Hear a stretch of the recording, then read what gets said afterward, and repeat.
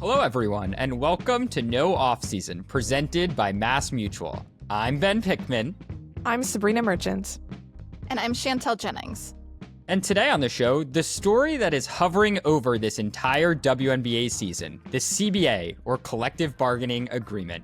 It's the document that dictates so much of how life in the WNBA plays out, and it's being renegotiated over the course of this season.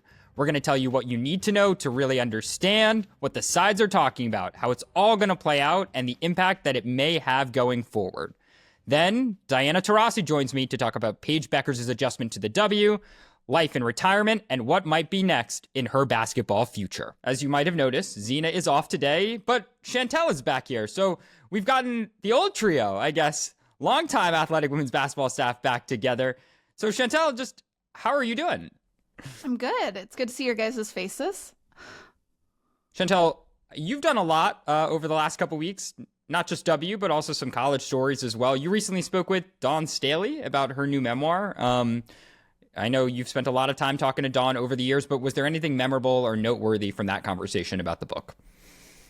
Yeah, I think just the fact that she decided to write a book right now is really interesting to me. I was able to get an advance copy and read it. And, she's someone who, sort of in equal ways describes herself as an open book, but also a very private introvert. And so it was really interesting to get into a lot of the stories of her life in North Philly at UVA, coming up with the Richmond Rage, the WNBA, the Olympics, just all of these different stories that she had maybe shared half of before, and to then dive in a little bit more fully. And then getting the chance to, go back to my previous English major nerd self, reading a book, coming up with comprehensive questions to dive further, and then being able to ask the author questions about their decisions made and all of that. I told her, I was like, this is one of my favorite assignments because I feel like I really got to English nerd out here. So being like, well, why did you wrote about your father in this way, and getting to ask her about that, or asking her about Tara Vanderveer and her coaching style and what Dawn would have done differently in Tara's shoes and stuff like that was really fun. Does she pick your brain at all about being an author or a writer at all? Or are you picking her brain about word choice and phrasing and She didn't. And in hindsight, maybe that says something about what she thinks about my writing that she did. I think it's just because the book is already out, Chantel. Probably. Yes. I'll chalk it up to that she, the words are in print. She was on the Colbert Show earlier this week. She's on her tour. She's out there getting the story out. Although I was pretty disappointed. She did not play waste paper basketball with Stephen Colbert, which most of the basketball guests do on his show. Aisha Wilson did with him, I believe. And so feels like a miss to me, but I digress. No, that does feel like a little bit of a miss. But Sabreena, you're very good at waste paper basketball. It's a great transition, and we are officially 1 week into the WNBA season. We've had a lot of games to watch, catch up on, rewatch. I don't know, what stands out to you? What are your highlights of the week so far? Apparently setting a goal to play waste paper basketball with Stephen Colbert now is number one on the list. But I look forward to that press tour, Sabreena. Highlight of when the your week. memoir comes out, Sabreena. Right, yeah, that's the one. I'll consult your written expertise for that one, Chantel. Don't worry. Thank you. As far as highlight of the week, I know we're going to get into them later, but Minnesota Lynx, coming off of a really disappointing end to the 2024 season, look awesome. Even without Kayla McBride, Nafisa Collier right on track for an MVP season. And it's just fun watching really, really good players look really, really good. I guess speaking of that game, let's just get right into it. I mean, Chantel, you were there on Wednesday night as the Minnesota Lynx defeated the Dallas Wings 85-81. Your glorious return to Target Center, as well as Paige Bueckers' return to Target Center. Both of you Minnesota natives. Those were the two big storylines going into Wednesday night. Both Paige Bueckers and Chantel Jennings returned to the Target Center. Maybe that's where the similarities stop. But I guess, can you just take us into the building? What was the energy like? What was the scene like? What sticks out to you just about the atmosphere from that game? Yeah, it was, I think a lot of people were really looking forward to this game. Just friends, colleagues, doctors, all of these people that I just come across in my daily life were bringing up Minnesota basketball, not just the Timberwolves, who are obviously in a really exciting part of the season right now, but the Lynx, and talking about sort of this opportunity that this group has where it feels like they were so close a season ago and now they're back, and they have all of these pieces back. They have all these players back. Cheryl's expectations are higher than ever. And now it's like, okay, let's just get them back to Minnesota and get them in front of their hometown fans and sort of have the Dallas game appropriately scheduled, I think, by the WNBA for this game. It just felt really right. Paige talked a lot about what the Lynx meant to her growing up. And, you know, I wrote about that after the game, but just to have a player who had their see it, be it moment with the Lynx, with a Cheryl Reeve-led team, with Rebecca Brunson and Lindsay Whalen, who are now on the bench with Cheryl Reeve. Like, it was just this sort of really poetic moment of, you know, a Minnesotan coming back to a place where sort of the standard of excellence when she was growing up specifically was the Lynx. There was no other franchise in town, professional or college, that established that level of success that Cheryl Reeve and the Lynx had. And we should say that, you know, Paige records a 12-point, 10-assist double-double. It is the first double-double of her career, exactly. Dallas, though, drops to 0-3 on the season. Now they've played Minnesota twice in those first 3 games, but seemingly more competitive every time out. I don't know, Sabreena, what have you kind of observed just from the Wings as they've gotten the season going, and from Paige and, you know, Arike in the backcourt particularly? Well, I think it was a good thing that after 2 games of Paige not assisting Arike, we did get the first assists, multiple assists actually, from Paige to Arike during that Minnesota game. I just think that there's still an understanding of like how those two are going to work together, right?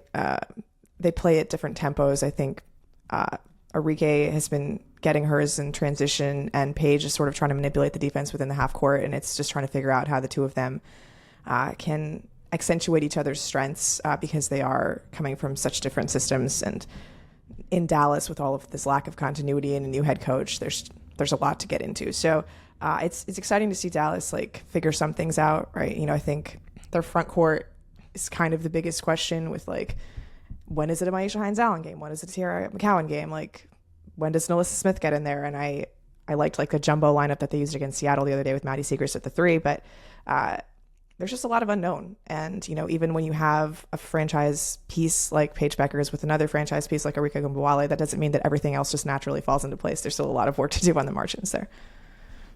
I think what makes this matchup particularly interesting this season is you have a team like Minnesota that just has so much consistency from last year to this year. And then you have a team like the Wings, which is almost entirely different in almost every way that you can like count. And they play 3 times in the first 9 or 10 games of the season. And so you sort of saw the improvement with Dallas from game 1 to game 3. And now we'll sort of have another chance, game 3 to game 9 or 3 to 10. I forget exactly how many it is for them. I know it's 9 for Minnesota, but it's sort of like this measuring stick benchmark. And Minnesota, which is a team that is consistent, that has so many pieces returning, like there's not a better team for them to sort of measure themselves against 3 times early at the beginning of the season. I mean, and they clearly need I think the measuring stick will be good for them long term, because there are a lot of things that I think, you know, there's just a lot of room for improvement for these Dallas Wings. I mean, Sabreena mentioned it. The front court is definitely a question. The 3-point shooting is a question right now. I mean, Ty Harris was kind of brought in to be their best 3-point shooter, and she has been that. But other than her, like, we're still kind of waiting for an efficient 3-point shooting game for them. I mean, they shot 36% from 3 against Minnesota. They took 33 threes, which is up from their season average last year too.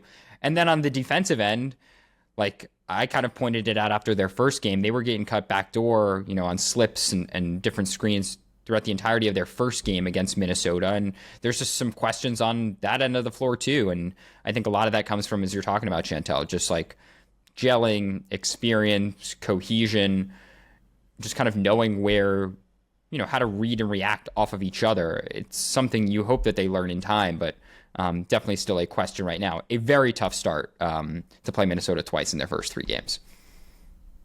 Impressive that they got so much closer the second time around, even on Minnesota's home court. They showed. Yeah, and just sort of how they executed late. That Arike shot late to pull them within 3. Like, they executed late, which is something you expect from veteran teams that have played together a long time, which is why when Minnesota held the line and was able to get the job done, like, you weren't surprised at all. But seeing the Wings this early with this group do the same was pretty impressive. So, Chantel, that's obviously Paige Bueckers, a recent former UConn star, but another former UConn star guard has been in the news as well over the past couple weeks. This was a story that you broke guess a couple weeks ago, and it's just kind of continued to be talked about in women's basketball circles since then. It is Sue Bird being named the managing director of USA Basketball Team USA. Can you just tell people a little bit more about what her responsibilities are, what people need to know about Sue Bird's new role, and maybe a little bit of what that is going to mean for the future of Team USA and USAB? Yeah, I mean, the truth is, like, we don't know exactly how it's going to look moving forward. There is the equivalent-ish on the men's side. The men's Team USA program has been run with a managing director for a very long time. It was Jerry Colangelo, and now it's Grant Hill. So for like 25 years, they've had a managing director who basically picks the rosters, handpicks the coaches. You know, there is input elsewhere within the Team USA program, but, you know, Grant Hill especially and Jerry Colangelo are seen as people who are like, when they call, you pick up. When they ask you to go somewhere, you're going to go somewhere. You put together the team. And I think Sue Bird coming in is really interesting because Team USA on the women's side was sort of at this, you know, changing of the guards. Carol Callan is someone who helped run Team USA since '96. And in the last few years, there's been a lot of, you know, whether it's the roster changing quite a bit, Carol Callan stepping down, Bree Weiss coming in. You know, there's just a lot of change in Team USA, and the results in France were closer than I think anyone in that program would have liked. And bringing Sue Bird back in as sort of that, you know, managing director, the Grant Hill of the women's side, the Jerry Colangelo of the women's side, to be the person who's making the phone calls that says like, hey, we're playing in this tournament, we're having this training camp, we want you there, show up. And then people do. I think that's a big part of it. And I think getting the rosters they want, having more continuity throughout the Olympic cycles is going to be really big. That was something that, as I talked with people, you know, they're going up against these teams in Belgium and France where it's the same pool of 15 players tournament after tournament. And the, you know, the double-edged sword of the US talent is that it's like you could put together 3 teams that have a shot at gold. But what are, you know, who are the 12 players that you want on that roster? And so I think Sue Bird has a very challenging opportunity ahead of her. I think it's certainly a challenge, though, to figure out the 12 players, the coaching staff, the fit, and how to get everyone to the place that they need to be to continue this gold medal run that they've been on. Sabreena, any Olympic team takes? Yeah. Well, I mean, I understand on the men's side why you would want someone like Grant Hill, where it's very hard to turn down his phone call. But on the women's side, I don't know that we've ever gotten a sense of like people not wanting to commit to the Olympic team, right? Like it's more, we have so many players who want to go and there isn't the space for all of them. So I do wonder like what the need is for someone like Sue Bird when the participation rate is tremendous.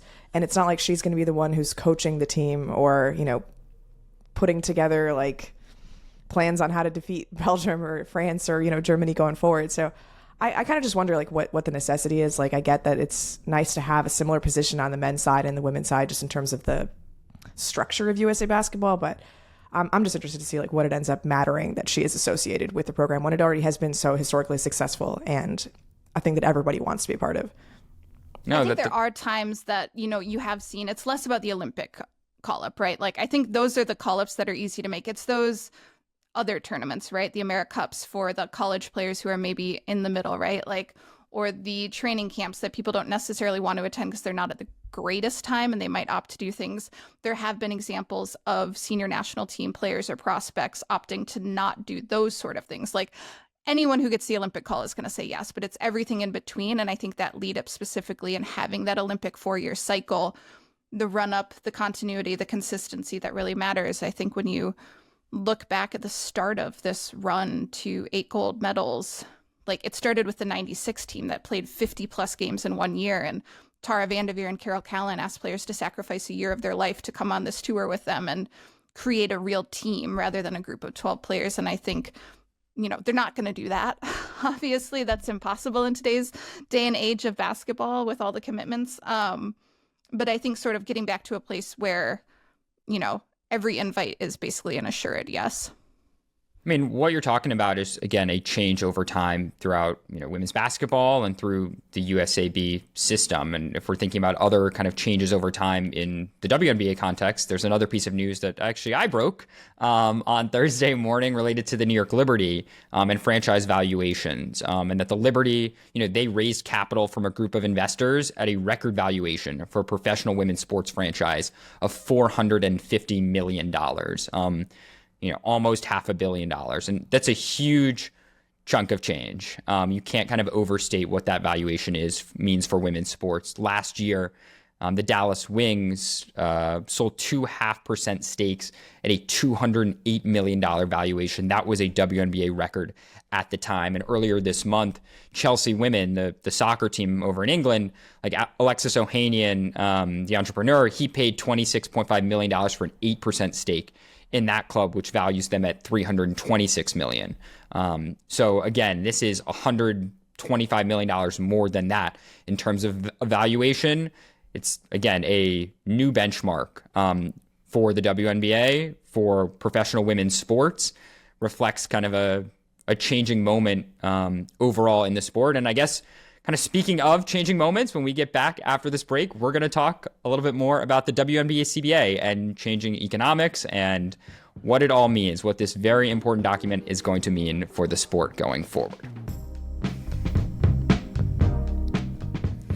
All right, it is time to talk CBA, the Collective Bargaining Agreement, a document that is surprisingly very, very interesting and very, very important, despite it being a legal document by nature. I've got a piece up on the site that serves as a little bit of an explainer on where things stand right now entering this season, and we're going to get into a lot of that through this conversation. This is a big topic. Again, it's one that is hovering over the season. It's one that we've talked a little bit about, that we're going to come back to over the course of the next several months as this agreement gets renegotiated. So let's just jump in. Sabreena, let's start with you. Like, go back to 2020. That is kind of the last CBA, or, the current one that players are being signed under.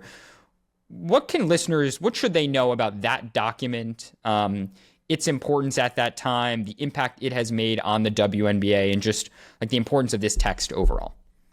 Yeah, so that was the first CBA that was negotiated with the WNBA having a commissioner and Kathy Engelbert. Previously, like, the structure of the league was a little different. So she took on the job in 2019, and the CBA came into effect in January of 2020. So it was her first foray into the league and the first time the players have been working with this sort of representation. And I think the big takeaway from that CBA was doubling the maximum salary. Previously the WNBA was in an agreement where a max salary was like basically $20,000 more than a minimum salary, and you could have 7 players on an individual roster that got a max salary, so to speak. So this obviously increased the amount of money that the best players in the league could get, even if it did make for some more challenging cap gymnastics for the rest of the roster. Also, it included some improved benefits, like players getting their own hotel rooms on the road if they had a certain amount of experience, family planning, where if you had a certain amount of experience in the league, you could get a stipend to freeze your eggs or help with that process. It introduced the Commissioner's Cup, the in-season tournament, which has been a big boon for players' wallets. I've heard a lot of people around the WNBA say that they've never heard a locker room as loud as when players win a Commissioner's Cup, just because of the $500,000 purse that comes with that. And it also just expanded on like marketing agreements in and out of the season, so that when players are not playing during the off season, they can, do work for the league or for their teams in market to earn some extra money, as opposed to having to go overseas necessarily. I think it also, the way it changed free agency really mattered. If I remember correctly, it was Candace Parker who was kind of the first domino to fall under that new agreement when she went from the Sparks to the Sky, in terms of under this new agreement, in terms of her free agency and how it gave players more freedom and opportunity in that, and specifically limiting the number of times they can be cored. So again, just sort of giving players more freedom and movement. Was it a perfect agreement? No, I don't think anyone in the league would have said that, but did it lay the foundation for what they can possibly get in this one? I think so. I think players, I think they can say that. I think that's definitely true, Chantel. I mean, I talked to Terry Jackson, who's the head of the WNBPA, the Players Association, a few weeks ago for this explainer story that I wrote. And she said to me that I think what we did last time was right for the time. And that's kind of the emphasis there, exactly as you're saying. But this has to be different, was what she said, that this has got to be seen as a moment that is building on those wins, was her phrase, that's still pushing the league forward. And again, not just the players, she stresses, but the players and the team and the league. And there's a lot of things that the players are pushing for that I think, yes, they certainly benefit the player experience and the players themselves, but they view that side of the table as, again, going to push up the league as a whole. Ben, I'm curious, especially in light of your reporting with these valuations that are being put out about different franchises, and especially how many teams right now are publicizing how much they're spending on facilities and how their numbers are going up and the TV numbers are going up. Like, how much do you think that is going to be a part of what the players present in order to push specifically salaries forward or revenue sharing or whatever it is that, what do you expect what impact will that have in the negotiating room? Well, you actually first mentioned facilities, and so I think that's an important thing to hit on right off the top, because one of their key priorities is that they want to codify some of these minimum professional work environments, these standards that currently is not in the CBA, right? So that includes like facility and travel accommodations. It includes support staff minimums. It's just like very simple things about what your practice environment should be like, what your arena environment should be like, how many, again, travel, how you're flying. And there are some of these details in the current CBA, we should say, like Sabreena mentioned the hotel rooms. I think in the current CBA, like every player for the first time is entitled to their individual hotel room instead of a shared room. That was a big change in the 2020 CBA. And if you want have to a think kid, about, don't you get two, right? You get two rooms as the representative parent on this podcast. I just want to say, like, that is a huge win as someone that has traveled with a child and like been in the same hotel room with my 2-year-old who goes to bed and I'm like underneath the covers at 7 p.m. trying to, pretend that I'm not playing games on my phone. Right. No, I mean, exactly. Like those kinds of things were really important then. And I think right now, there's definitely an arms race in terms of facilities across the league for teams. And the PA really wants to make that the standard, like put it into writing that you have to provide this. And obviously teams can then go above and beyond and, try and, treat their players as best as they see fit. But they just want to establish some baselines, which don't currently exist. Yeah, just to add on to that parental part of it, like the current CBA includes a clause for maternity, but that doesn't include parents who did not actually give birth to the child. So that's just a huge loophole that applies to a lot of parents in the WNBA. And, what happens to the kids during the games? Like, there aren't like codified playrooms, during games that kids can sit in and, be taken care of while their mom is theoretically going to work and playing basketball. So there's just a lot of elements of that family planning experience that are another priority for the players. Sabreena, what are some of those other priorities that you've learned and we've reported on that are important to the players? I mean, money is a big part of it. They want an increase in salaries. The current maximum salary is about $250,000. And you look at the revenue that's coming into the WNBA through tickets, through media rights, through all of the sponsorships, all of the change makers, at the WNBA level that Kathy Engelbert has talked about so lengthily. So I think that's a big part of it. The players also just want a stake in the growing business of the league, right? There was a revenue sharing component introduced in the last CBA, but because it is a cumulative target and the CBA took effect in 2020, and 2020 there was a bubble season, in 2021 there were barely fans allowed back in the stands, they just have never been able to catch up to all of the revenue lost in those 2 years. So they've never been able to hit this target, even with the massive growth that the WNBA saw last year. So they want a more, reachable revenue sharing system that allow them to benefit from all of the gains that the league is experiencing as a whole. And then they want a seat at the table when it comes to big decisions that are made at the league level. Like we've talked about the media rights deal that the NBA and WNBA just agreed to with ESPN, NBC, and Amazon. And that was a deal that was largely conducted by the NBA without WNBA specific representatives, I would say. Or what I should say is that the WNBA players were not informed of the process as it was going along. And so they want just more control in those higher level decisions that affect the business of the entire league. Along those lines, in terms of, again, players wanting more agency, I guess, at the table, Chantel, like you've done a lot of reporting on the college game, obviously. And it feels kind of significant that we've seen a parallel change in the college landscape as this document is being renegotiated. I guess, what impact do you feel like the NIL era or some of just what is going on in college maybe has directly or indirectly on player perspectives, the negotiations themselves, and just how people are approaching, these talks? Well, I think it's just sort of this like perfect storm of the timings lining up in a way where you had this group of players in college right now who maybe had an extra year because of injury or COVID or whatever it might have been, that they had this bonus year that they could opt out, they could opt in, or because of their age, perhaps. But also, this is a really interesting moment in college basketball because it's post collectives NIL portal opening and pre-house settlement. And I think specifically the house settlement getting bumped back by the judge opened up this moment, as I've talked with college coaches over the last few weeks, where it's like the unregulation of that space just like ballooned. And you have all of these programs that are front loading NIL deals right now because there is no regulation yet. That doesn't have to go through the Deloitte clearinghouse, excuse me. And so you have players, that I'm hearing these numbers where it's like, if you were a post player in the portal this year and you averaged 3 or 4 points a game and you're asking for $200,000, like that was not out of the question. And it's like, you compare that to a rookie salary and it's not necessarily apples to apples, right? And so I think it's just created this, this moment that feels highly specific to right now. I don't think it's going to happen again because the house settlement is supposed to come down literally could come down like before this podcast airs tomorrow. But like the regulation is going to exist in the front load of contracts at the college level in the way that it has specifically over the last few weeks, specifically with this last portal opening. Like it's not going to happen again in this way necessarily on a large scale. Certainly people will always find other ways, but where there's a will, there's a way. But like by and large, you're not going to have 1,000 players in the portal that are sort of all seeing the same sort of world out there that we're seeing right now with it. But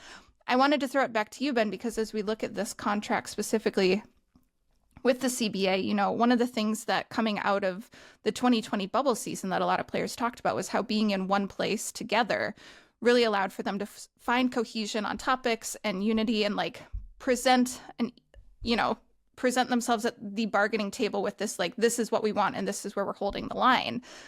Not everyone was that unrivaled in Miami this offseason, but I'm curious what you feel like that experience, A, all of the players being together, but B, also having a league that was like player-led, player-driven, where they do have stakes in it, where they do have a voice in it. How does that change how players approach this negotiating table?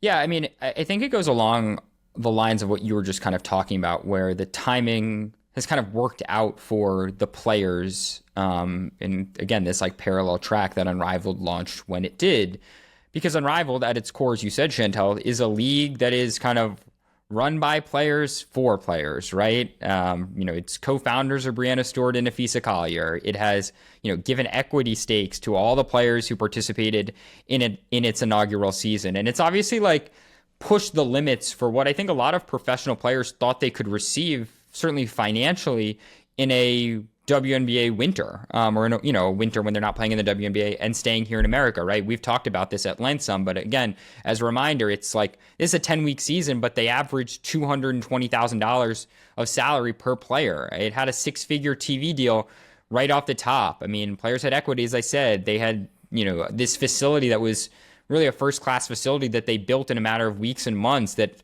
not only had a fully stocked weight room with everything you'd kind of want to see in it, but it had numerous childcare options that players could use at any times. Like, there were just a lot of benefits and amenities that the league presented itself. And so, look, like, do I think that players are sitting down at the table bringing up that we had this in Unrivaled, so we should have this in the WNBA? I don't know if they're having those talks when they're literally sitting down at the negotiating table. But I do think Unrivaled has continued to kind of inform to players like what is possible, and for some, like what they should be asking for. It's just given them more detail, more information, and more context, both of player experience, and I guess I should say too, just the business of women's basketball. I mean, that goes back to what I was talking about when I mentioned the Liberty valuation news. Just like the business has changed, and Unrivaled is another example of that. I mean, I have in this explainer, like I reported that the league made $27 million in revenue last year and nearly broke even in its first year. Now, we are not privy to WNBA official financials, so it's hard to exactly compare those 2 points, but certainly, I think Unrivaled was a financial success, a business success, as much as it was a basketball success. So the timing has really worked out between, that league and this renegotiation. Sabreena, I guess speaking of the negotiation itself, and maybe we should just give people a little bit of a peek behind the curtain, like just on a granular level, like who is negotiating, who is involved here? We've obviously mentioned the players in the PA, but like, what do we kind of know about who else is at the table, and maybe a little bit of timeline too, of how it's been going? Right. So the agreement will take place between the Players Association, which represents the players, and the WNBA, which is represented by the commissioner and the owners. The ownership structure of the WNBA is a little wonky in that the owners of the 13 WNBA teams only own about 42% of the league. 16% of it is owned by the investors who participated in the capital raise back in 2021, 2022. And the remainder, 42% of the league, is actually owned by the NBA. So there's a lot of interests on the other side of the bargaining table, but I would imagine that the WNBA owners and the commissioner are the ones who are taking the primary role in this process. The Players Association has suggested that they want to have a deal done by October, by the end of the WNBA season, and that makes a lot of sense because there has to be an expansion draft before the next season, and you don't want to interfere with free agency, which starts in January, because that's obviously a big part of the WNBA offseason, and it affects a lot of things that happen, heading into the next 2026 season. So that's sort of the timeline that they're working with. They've, been meeting regularly. They've been canvassing the players for ideas of what they've wanted dating back to 2023 and even before, just before they decided to opt out and what was going to be important for this particular round of negotiations. But I do think that, we saw last time they didn't come up with an agreement until January of 2020, which pushed back free agency, and ultimately didn't end up mattering all that much because global pandemic pushed back the season. So that affected a lot of other things. But this time around, because of all of the offseason things that have to happen with Toronto and Portland and the increasing importance and complexity of free agency, I would imagine that they want to get everything done by at least November. I mean, you mentioned free agency. So let's kind of maybe talk a little bit about the impact that this document could have on free agency. What do you think this all means, Sabreena, for player movement in the league for 2026 and beyond? And what implications might it have right away? Yeah, I mean, we've talked a lot about player priorities. I would imagine one of the owner priorities is retaining a certain amount of player control. If you draft a player, you want to be able to hold on to her for as long as possible. And that means that, we still have restricted free agency after a player's rookie contract, and you still have the opportunity to core players, which means you retain their exclusive negotiating rights for as many times as you're allowed to core them. Currently, you can apply the core designation for 2 seasons on a player, potentially more if you core them and they sign a longer term contract, but nobody really does that because why would you subject yourself to more team control? So I wonder if that's going to be a sticking point in the negotiations of whether, the players want to get rid of the core or the teams hold on to it, for dear life because that's their best mechanism for holding on to star players. And then, that'll just obviously affect how player movement works across the league. But just with regards to free agency too, another priority that the players have expressed is a softer salary cap. And just for reference, the WNBA has what's called a hard salary cap where you cannot exceed the salary cap for that season for any reason, right? So it doesn't matter if you are trying to retain a player or, somebody gets injured and you need to replace them, you cannot go over this certain number, and it makes transactions during the middle of the season, like the trade deadline, which is why it's generally a pretty inactive event for the WNBA. I was going to say, Sabreena, what's your favorite trade deadline moves? It feels like historically we haven't really had some trade deadline moves. I think Marina Mabrey going to Connecticut was a massive thing last year because that kind of thing doesn't normally happen during the course of the WNBA regular season. So I think creating more exceptions to make movement possible is something that the players are interested in, and that might behoove the teams and the owners, honestly, because that allows them to be more creative and flexible during the course of the regular season when traditionally it's harder to improve your team at that point of the year. And we should say, too, on the salary front, salaries are expected to significantly increase. And that goes along with the kind of changes in the business that we've kind of been talking about all episode. I mean, some people around the league throw out, maybe 3-4 times, potentially more, X what it is right now. And so, the max salary currently is $250,000 or around there for a player. It wouldn't be crazy when this document gets signed, I think, if if the max salary was suddenly around $1 million or, more or less, still obviously remains to be certain. I guess on the free agency front, we should also say, it will be interesting to watch and see if there are developmental roster spots that kind of get added. And so that would kind of require another salary framework. Like I talked to Brianna Stewart for this story, and she said she'd like to see, at least 2 spots added for practice players who are not on teams' active rosters in the new agreement. I mean, that's obviously something we've talked about here the last couple of weeks about players getting waived. There's a clamoring for, again, expanding rosters, keeping players on rosters, keeping players around if they get cut. Like that is something that the WNBA currently does not offer. And we often see already right off the bat, week 1, teams playing with 9, 10 players. And you're like, why couldn't we just have larger rosters? So that is definitely another point of conversation here too. I just feel like it's going to be like the season is going to end and it's just going to go crazy because it's like basically the entire league is going to be free agents next year, minus people who are on rookie scale contracts. And like all the salaries going up, and you're really going to have a chance to see, like you said, perhaps this document is going to establish minimums for what teams need to do for players in terms of facilities, travel, et cetera, staff members. But like, again, there are ways to make your franchise look even better. And we have seen owners do that over the last few years, whether within or outside of the rules. Hello, Clara Usai, with some specific flights for your team. But like, we're going to have a chance to really see player control, player option, and opportunity. Like, where are the places that people want to be? Because if all things are equal in terms of salary and sort of the minimums, where are the places that are investing the most in their players, trying to make them a destination within the league? And those are the people that are going to sort of be able to, get a head start in the arms race of this next era of the WNBA. No, that makes a lot of sense. And you've actually said owners, and we, I guess, haven't talked enough, I think, about the owner side of the table here. And so as we start to close out the CBA conversation, I mean, Sabreena, what do we know about team owner priorities here? Because obviously this is a document. They are sitting down at a negotiating table, whether it's in person or virtually, to have these talks. And so this is 2 sides very much at play. What do we know about the owner side? Well, in addition, to those roster mechanisms we talked about earlier, just like maintaining team control over players as much as possible, something that came up in the 2020 CBA that I imagine will continue to be a sticking point this time around is prioritization, which is essentially that WNBA teams want their players to be in camp by the start of camp so that they can, perform their duties as a WNBA player for the course of the season. And that historically had not been the case because WNBA players made so much more money overseas that they would finish their seasons overseas and then come to the WNBA when the schedule allowed for it. So I think prioritization and having WNBA players continue to prioritize this league as the expense of other leagues is still a big factor for the owners, just making sure that if they're going to put money into, investing in the facilities and investing in the amenities for the players, that the players are going to be here to take advantage of all of those things.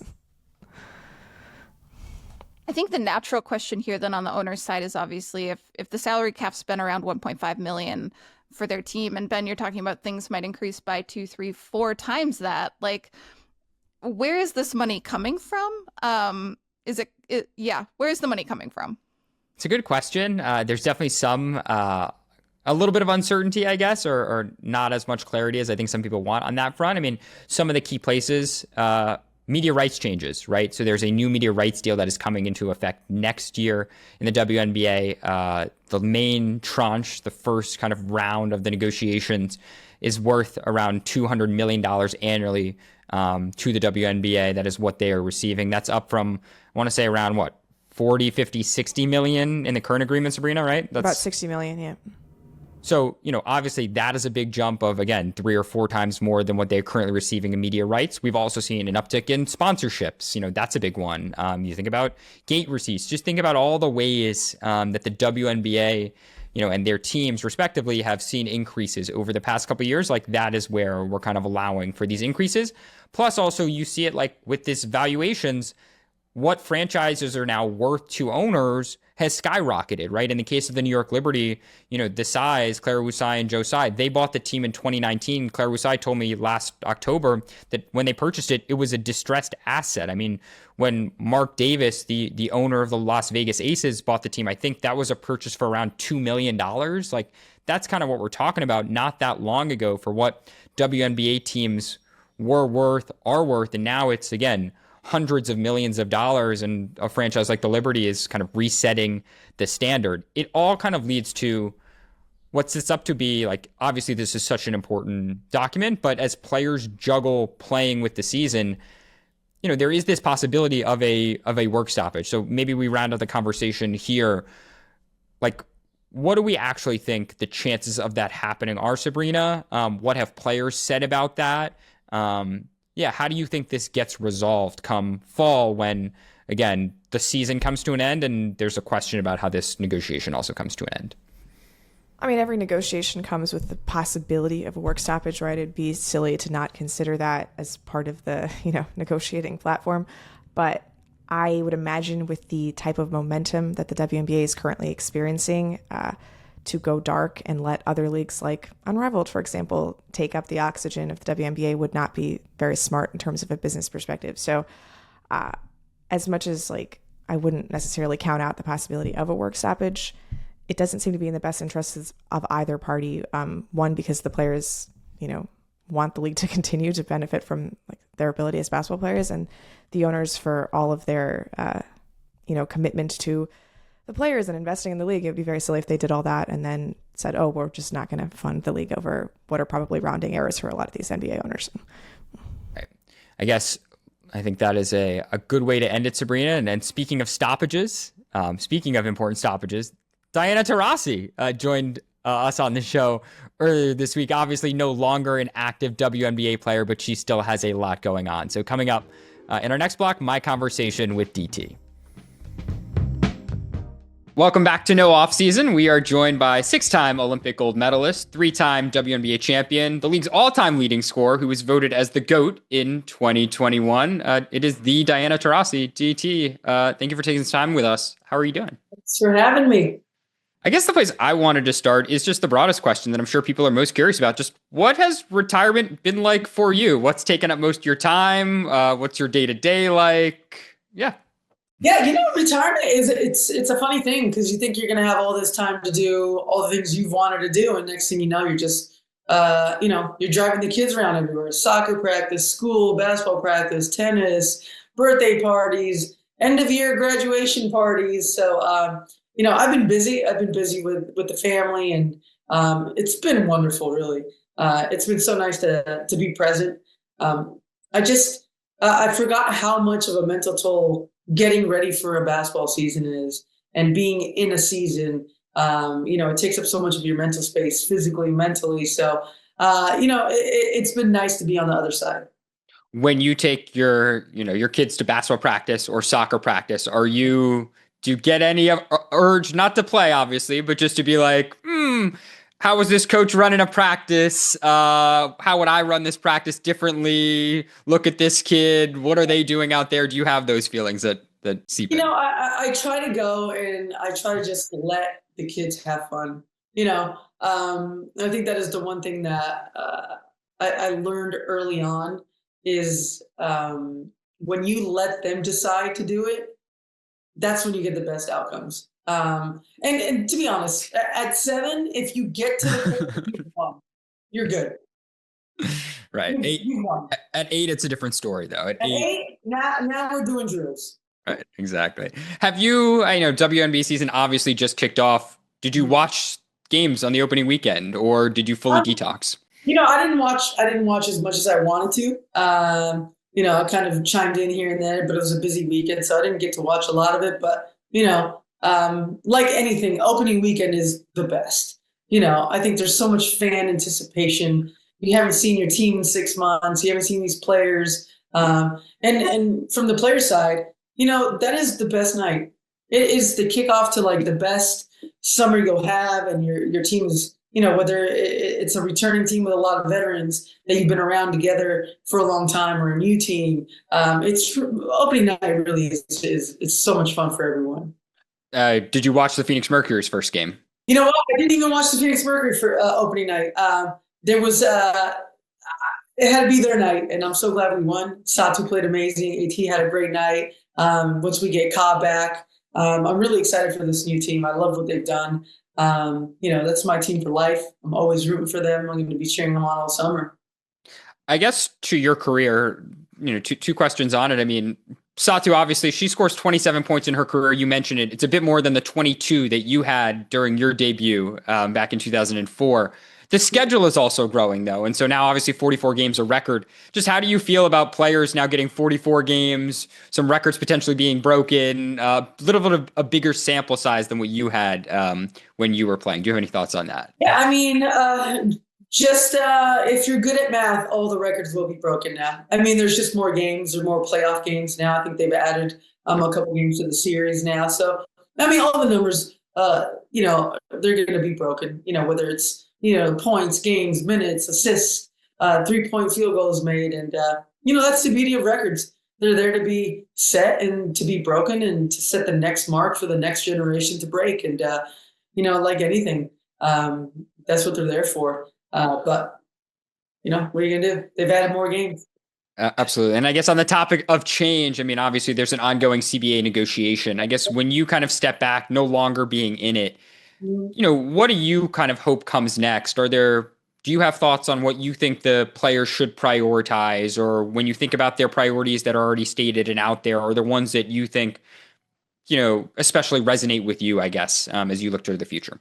Yeah, I mean, for the longest time, I've always been a big proponent of player salaries. I think once you start increasing player salaries, then all the other things fall in line. For a long time, we've tried to subsidize all these things underneath player salaries, but at a certain point, you have to pay the best players in the world, in the best league in the world, what they deserve. And I think now with viewership and the new media deal, I think all those things are in play now. And like anything, it's negotiation. The players want certain things, the owners and the league want a certain thing. And, at the end of the day, you have to come to the table and you have to negotiate and you have to give and take on certain things. And I'm sure, with this new CBA, that's what it'll be. And like anything, our league's at its best when we're lacing them up and playing. If you were going to be in Terry Jackson's shoes or Nneka Ogwumike's shoes or any of your former colleagues in the WNBA, I mean, do you have a number in mind that you think they should try and hit, or you're going to leave that to them? I mean, I think that $1 million mark is always a sexy one, right? I think that's when you feel like as a player, you're making what you should make. And I think that that number has always been the number overseas that has made people go there for a long time. And, like anything, there's so many things that go into a negotiation. I can say $1 million, I can say $2 million. But at the end of the day, once they get into the books and they see what the league is generating and, the revenue from TV and games, and then those true numbers will really come out. And, there's obviously other things too. As a player, you want to be in situations where it's it's an average playing field for everyone. It's fair.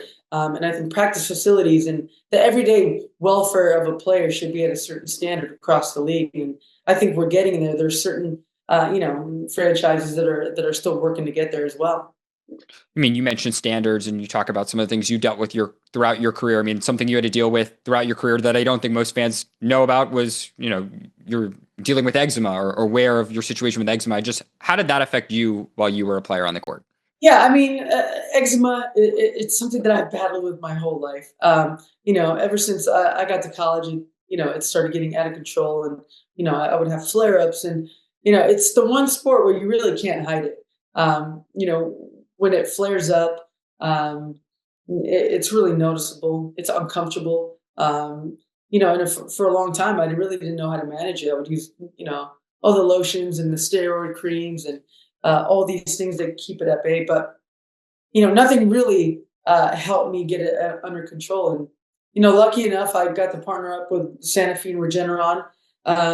And I went to my dermatologist and I was like, I need something different. I need something that's going to work and really change the way I look at eczema and the way it affects me. And, I started Petersen and it's really changed my outlook on an everyday basis on how eczema and I have this, long lasting relationship. But it was something even going back to your UConn days you were thinking about or dealing with then. Oh, for sure. Yeah. I look back on some of those Connecticut pictures and, old highlights. And I'm like, wow, I was really struggling. I was a young kid. The last thing I wanted to tell anyone is I had eczema. Even, as a 30-year-old, you're always finding ways to ignore the problem. And, as I got older, I needed a solution. And, it's different for everyone, but there is a treatment that's right for you. And once you find that sweet spot and once you're okay with it, then that's really when you can, change the way you feel about eczema and treating it a certain way. Makes sense. I guess speaking of the University of Connecticut, obviously Paige Bueckers makes her debut. It's now played 2 games to start. I know you've been asked the question of what advice you would give her, but do you see similarities about kind of entering? How do you think she should approach getting started and having lost 2 games to open her career? What do you just remember about that adjustment period that might inform what she's going through right now? The best thing about playing in Connecticut is that you don't lose a lot of games, and the worst thing about playing at Connecticut is you don't lose a lot of games.